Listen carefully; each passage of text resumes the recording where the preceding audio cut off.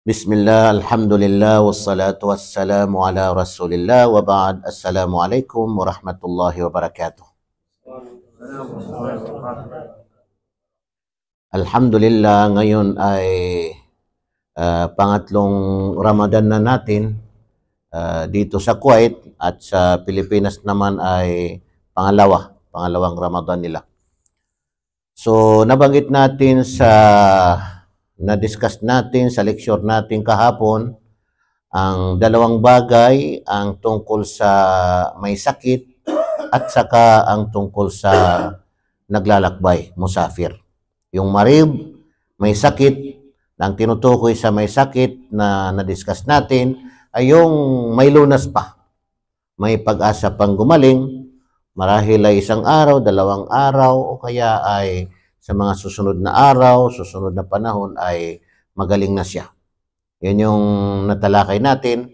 At kasama na doon yung musafir, yung naglalakbay, na kung saan ay hindi na sila mag-ayuno, pwede na hindi na sila mag-ayuno, at bibilangin lamang nila ang mga araw na hindi nila napag-ayunuhan sa Ramadan at papalitan lang nila pagkatapos ng Ramadan. Mag-ayuno sila. Kung ilang araw ang hindi nila napag-ayunuhan, ay pag-ayunuhan nila after ng Ramadan. Ganon din na malawak na na-discuss natin ang tungkol sa musafir, yung taong nag-ayuno habang siya ay nasa eroplano. Kung papaano niya ititigil ang kanyang pag-ayuno, ano ang susundin niya, yung oras dito sa kanyang pinanggalingan, o yung oras doon sa kanyang pupuntahan, o yung oras kung saan siya natapat, no? Na bansa o natapat na lugar. Na-discuss natin yan, alhamdulillah, malawak ang pagpapaliwanag natin, at siguro naman ay malinaw na yon sa ating lahat. Sa mga wala dito kahapon ay yung mga kapatid natin na nanonood sa live natin. Alhamdulillah, pwede nila balikan yung kahapon na na-discuss natin. Pangalawang araw ng Ramadan. Marami tayong mapupulot pagdating sa issue, sa usapin na yung nag-ayuno habang siya ay nasa eroplano. No? Nag-ayuno habang siya ay nasa eroplano. Kung kailan niya at kung papaano niya ititigil ang kanyang pag-ayuno. Sa ngayon mga kapatid ay ipagpapatuloy natin ang talata na nabanggit natin na sinabi ng Allah subhanahu wa ta'ala, ayyaman ma'dudat, faman kana minkum maridan aw ala safarin fa'iddatum min ayyamin ukhar. Yun yung nabanggit natin, ayyaman ma'dudat, mga araw na mga nabibilang. Faman kana minkum maridan aw ala safar, sino man sa inyo ang may sakit o kaya ay nasa paglalakbay, fa'iddatum min ayamin ukhar, ay hindi na siya mag-ayuno at papalitan lamang niya yung mga araw na hindi niya napag-ayunuhan after ng Ramadan. Ito ang karugtong ng talata. Wa 'alal ladzina yutiqunahu fidyatun ta'amu miskin. At sa mga walang kakayahan na mag-ayuno, ibig sabihin ay talagang hirap na hirap, hindi na nila kayang mag-ayuno. Ang tinutukoy dito sa hindi na nila kayang mag-ayuno ay ito yung may sakit na wala ng lunas. Kasi nabanggit natin na dalawang klase ang may sakit. Yung may sakit, marid, yurjabur uhu. Yung may sakit na may pag-asa pang gumaling. Pangalawa ay yung may sakit na la yurjabur uhu. Wala nang pag-asang gumaling kasi malubhan na ang kanyang sakit.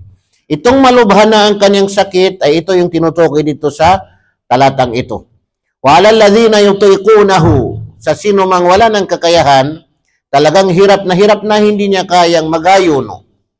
Yung may sakit na may malubhang sakit na wala ng pag-asang gumaling, at kasama na dito yung mga matatanda, lalaki man o babae, yung mga matatanda.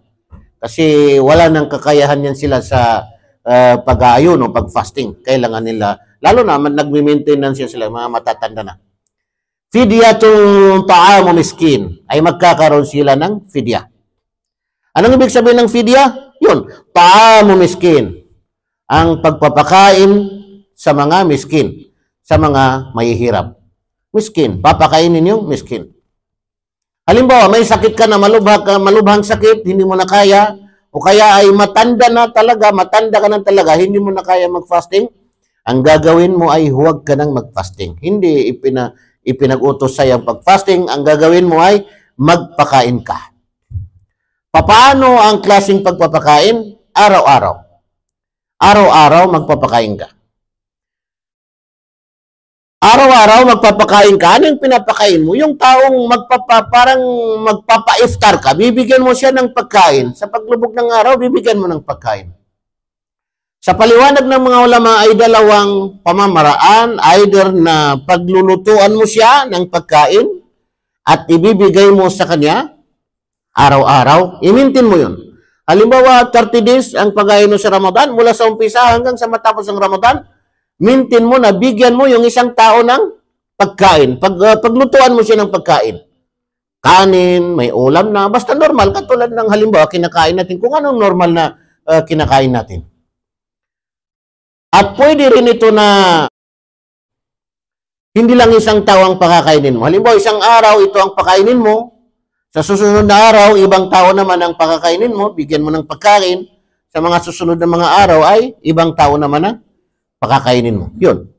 Yun ang tinatawag na fidya, pagpapakain. Fidyatun ta'amu miskin. Yan ang original niya kasi ta'amu miskin. Pagkain ang pinag-uusapan dito. At yun ang unang pamamaraan, magluluto ka ng pagkain para sa kanya. Ay kung hindi magluluto ay bumili ka ng pagkain para sa kanya. Okay. Ngayon, pangalawang pamamaraan ay bigyan mo na siya ng halimbawa, bigas, kung ano yung kinakain mo, araw-araw, bigas, bigyan mo na siya ng bigas. Bigyan mo siya ng bigas, araw-araw bigyan mo ng bigas. Okay. So, gaano kalaki ang ibibigay mo sa kanya na bigas? Nagkaiba yung mga ulama kung gaano kadami ang ibibigay mo na bigas. Kasi ang normal sa atin, kinakain natin bigas. Hindi katulad sa iba ay bur, sha'ir, o kaya ay tamar. Ito bigas, sa atin ay bigas talaga. Ang ipapakain natin, ang ibibigay natin na bigas ay isang mud. Sa mazhab ng Shafi'i ay isang mud. Isang mud. Yung gatang o yung sabi natin na nagkaiba rin yung sa atin, alin ba talaga ang tamang pakahulugan ng sa? Yung sa, isang sa, gatang ba or salop? Kasi minsan may nakakausap ako na gatang ang tama. Yung iba naman, salop ang tama. So, dito na tayo sa sa. Ang isang sa ay apat na ganito. Apat na mud. Yung magkadikit na dalawang kamay ng malaking tao. Yun ang isang ganon. Isang mud. So, isang ganito, araw-araw, ibibigay mo sa kanya. Ngayon. So, pwede rin na papaano ang klaseng pagbibigay mo. Pwede rin, halimbawa, kung sa pagkain, paglulutuan mo ng pagkain, kung medyo mahirapan ka ng halimbawa, araw-araw, paglulutuan mo, medyo talagang baka makalimutan o baka hindi mo maisagawa, sabi ng mga ulama, pwede rin na magpakain ka na ng 30 katao. 30 katao, pakakainin mo yan. Isang kainan lang, isang bisis lang, 30 katao at isang bisis mo lang pakainin. Pero kailan mo pakakainin? Higit na mainam ay hindi sa umpisa ng Ramadan, kundi sa pagtatapos ng Ramadan. Halimbawa, last dinner ng pagtatapos na, ganun ang ginawa ni Anas bin Malik, kalugdan siya ng Allah subhanahu wa ta'ala. Kasi si Anas bin Malik, umabot na siya ng katandaan, ay talagang hindi na niya kaya mag-fasting. So nagpakain siya, isang bisis lang, pero doon siya nagpakain sa pagtatapos na. Para sigurado ka na, araw-araw, bigyan mo ng wajiba, pagkain, alhamdulillah. Pero kung hindi naman, yun sinabi natin, pwede rin na isang bisis ka lang magbigay ng 30 katao. Pakainin mo na isang bisis mo sila, sabay-sabay, imbitahan, pakainin mo yung mga tao na yan. Sa oras ng pag-iftar. Okay. Ganon din, kung ang ibibigay naman natin ay bigas, pwede tayo magbigay na araw-araw, bibigyan natin ng isang mood. Sabi nga ng paliwanag dito ay lagyan mo ng karne o anumang ulam. Kasi normally, pag kumain ka, may kasama yan, di ba?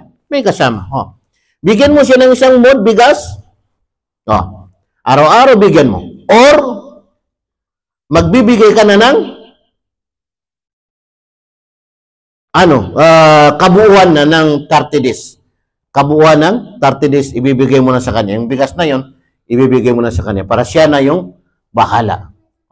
Yung sinabi natin, na paliwanag dito ay, dagdagan mo rin, lagyan mo ng ulam, karne, o manok, o ano man ang gusto mo idagdag, kasi hindi rin niya masyado makain kapag bigas lang ibibigay. Basta importante, ang ibinibigay mo sa kanya, yung kinakain niya, na-maintain mo na kinakain sa araw-araw. So, alhamdulillah, nakaiba lang yung mga ulama kung gaano kalaki. Pero, madhab ng Shafi'i ay isang mud. Isang mud. Sa ibang mga madhab ay kalahating sa ang ibibigay mo. Medyo marami yun. Pero normally sa Shafi'i ay isang mud. Kasi yung isang ganito na bigas, siguro, baka hindi pa natin maubos, no? Marami na yun, marami. Isang bisis lang yung pinag-uusapan doon na pagkain, Okay. Ngayon, pwede ba natin ibigay na ang ibibigay na natin ay pera? Halimbawa, sa jumhurul ulama, karamihan sa mga ulama, kasama dito ang madhab ng Shafi'i, ay hindi pwede ito na i-divert mo sa pera, sa halaga. Bakit? Kasi maliwanag yung talata na sinabi ng Allah, وَعَلَى الَّذِينَ يُطِيقُونَهُ فِدْيَةٌ, magbibigay siya ng fidya, ta'amu miskin, ta'am, pagkain ng miskin, mahirap. Okay. Pero sa madhab ng Hanafi,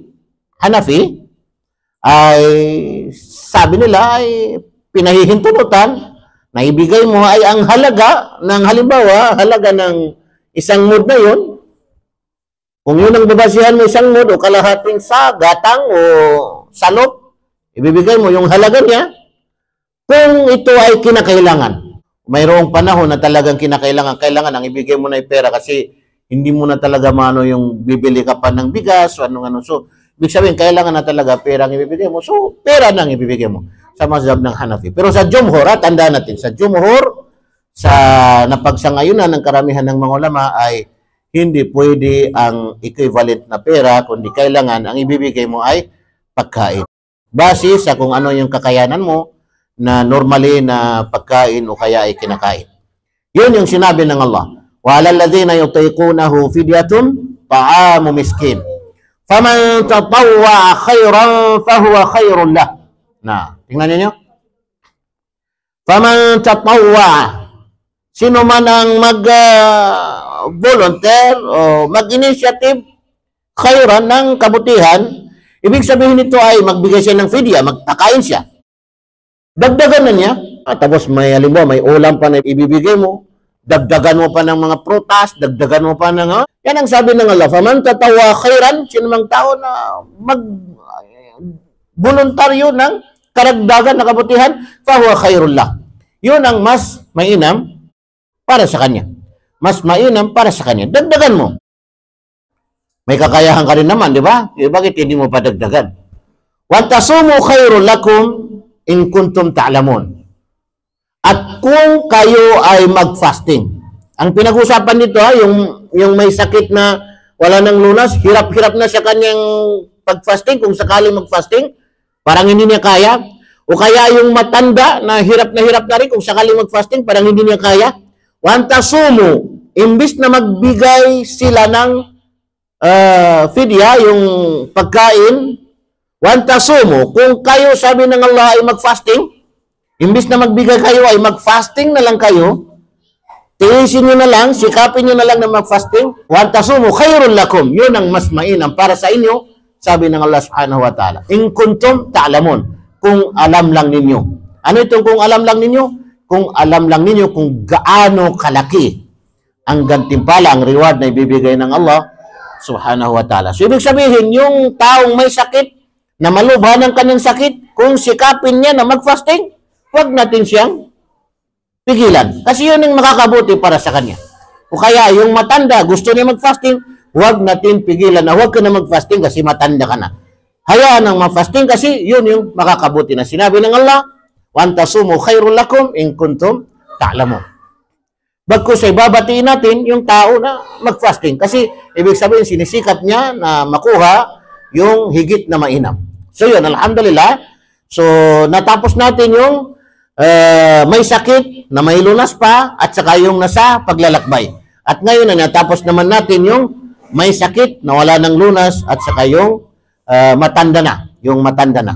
So alhamdulillah, kahit papaano unti-unti, medyo paiksin lang natin kasi napansin ko kahapon, nakita ko sa video natin na napakahaba pala, hindi natin na namalayan ang haba ng nakuha natin na oras kahapon, no? So dito na tayo sa pagbibigay ng sharing sa mga kapatid natin. Sino naman sa inyo na magbigay ng konting halimbawa, pananalita, alhamdulillah. Priority yung hindi pa nakapag-share, pero kung wala naman talagang mag-share sa mga hindi pa nakapag-share, ay pwede rin na umulit yung mga nakapag-share na. Mas maganda.